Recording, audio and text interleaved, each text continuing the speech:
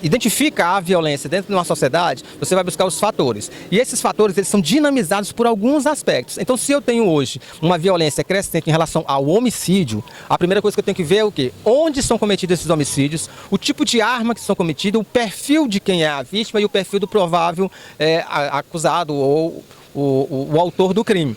Para que eu possa ter uma imagem e, a partir daí, eu comece a trabalhar ações estratégicas para inibir aquela ação. Então, uma delas, por exemplo, se você pegar hoje, em Teresina especificamente, se você pegar de janeiro de 2023 até hoje, abril, você vai perceber que a maioria dos homicídios foram cometidos com armas de fogo. Esse é um ponto. E essas armas de fogo geralmente foram mais de 2 tiros. Ou seja, isso está dizendo para nós que somos pesquisadores que a arma de fogo é um elemento importante no processo de identificação e de controle da criminalidade referente ao homicídio. E que a quantidade de tiros revela que há muita munição na sociedade. Porque se você vai matar alguém e você usa mais de 10 projéteis, 5, é porque você deve ter muita facilidade para encontrá-los. Então você percebe isso claramente. Então você vê outros também, esses grupos que se auto-intitulam faccionados, ou grupos que são faccionados em relação às grandes organizações criminosas. São facções desses grupos maiores. Então, essa ideia que eles criaram de botar o poder, de exercer o poder através do medo, isso acontece muito porque, na ausência do Estado, e a ausência do Estado não é só questão de polícia, é de políticas públicas. Se você pega muitos espaços em Teresina, por exemplo, você tem a Praça Cultural do Disseu, que na ausência ou na greve do pessoal da limpeza pública, do pessoal da limpeza pública, transformaram o que é cultural em um lixão a céu aberto. E aí bem próximo de pessoas que fazem parte do poder público municipal. Então você vê os centros sociais urbanos que existiam antes, que eram um espaço de sociabilidade, espaço de lazer, espaço de esporte, eles foram tirados da sociedade. O que aconteceu? Se você for pegar fizer uma relação, um estudo mais aproximado ou com mais dados, você pode levar a essa constatação. Quando foram fechados os centros sociais urbanos, boa parte dos jovens ficaram à mercê na sociedade, tiveram muita vulnerabilidade. Lembro-me, por exemplo, que nos anos 90, início dos anos 90, existiam as colônias de férias. Ou seja, quando as escolas fechavam no período de julho, no meio do ano, nós tínhamos uma colônia de férias. Aí a gente tinha atividade de lazer, esporte e merenda, que era importante. A gente ia também porque já tinha o café da manhã garantido. E que eu sempre digo, a merenda escolar, ela tem um papel muito importante nesse processo de evitar a evasão escolar. Por quê? Se o aluno é recepcionado com um lanche de qualidade, uma alimentação, uma merenda escolar de qualidade, ele tende a ir à escola sempre. E fazer a propaganda dessa escola fora, porque ele vai dizer, poxa, na minha escola tu já viu o lanche? Cara, é muito maneiro o lanche e tal. Isso desperta a curiosidade do jovem, ele vai para lá. Então, se ele tem, primeira coisa, se ele é bem recepcionado.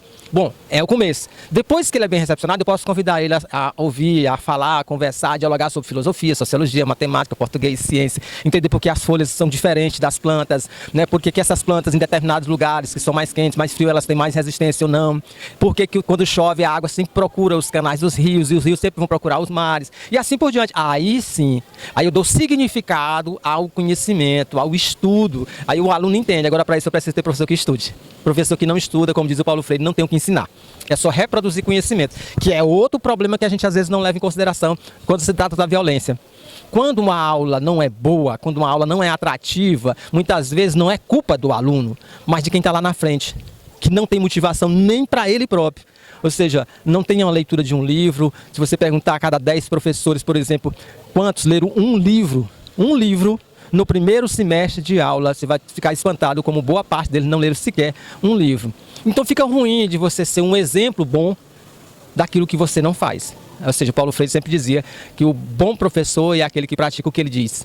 É aquele que pratica o que ele faz o que ele diz. Então muitos aqui dizem, mas não fazem. Esse é um problema. Então, os fatores da violência que a gente tem que observar, então, são hoje nós temos aí a flexibilidade de arma de fogo, o tráfico internacional de armas, o tráfico internacional de drogas, a disputa por territórios por meio desses grupos faccionados, mas é por falta da ausência do Estado, porque se o Estado ocupar o espaço, esses grupos faccionados não vão atrair mais jovens, porque se esse jovem tiver espaço de sociabilidade, como as quadras, por que as escolas ficam fechadas no final de semana?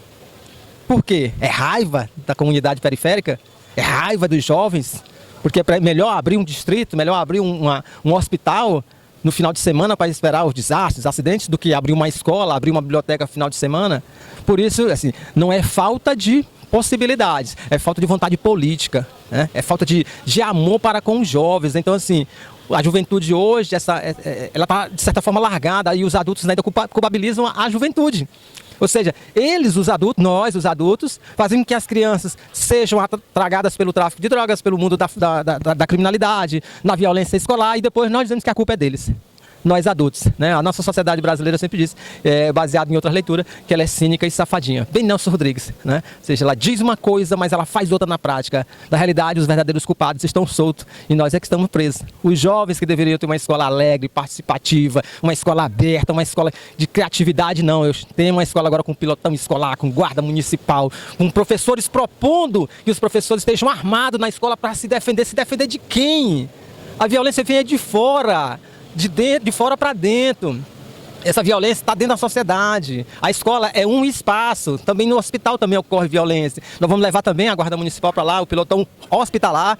Nós temos violência nas lojas, no mercado público. Vamos agora criar um pilotão policial do mercado público.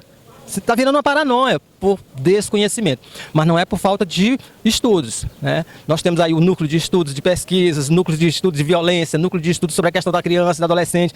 Temos vários estudos. O que precisa também é o poder público ter humildade e as autoridades, e pelo menos ouvir os pesquisadores, né? Senão vão continuar fazendo o mais do mesmo, né? E sempre o mais do mesmo no nível mais baixo.